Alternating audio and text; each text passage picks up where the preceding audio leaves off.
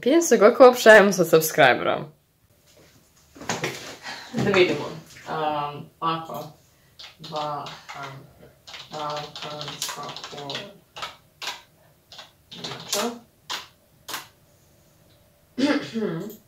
Ok, evo da vidimo.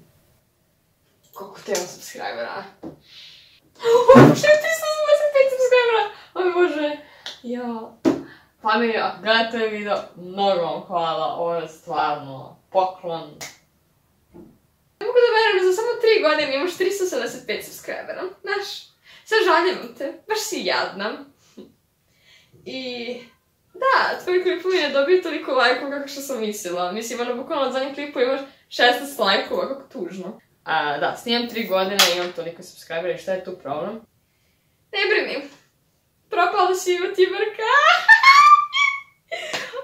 Kako sam srećna kad neko propadne. Da.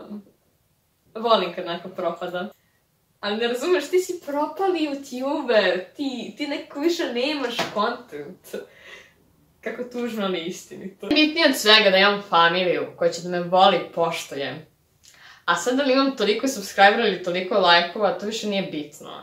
Ako ja volim ovo da radim, ja ću raditi ovo. Ako ja ne budem više volila ovo da radim, onda ću da prestanem ovo da radim. Nekako... Tako to ide kod mene, tako da...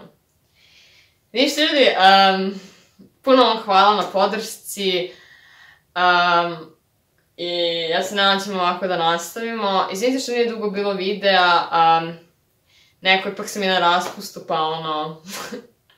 malo i odmaram, pa zaboravim i da snimam, tako da... Ok, uglavnom što sam htjela da kažem, da, hvala vam mnogo i da...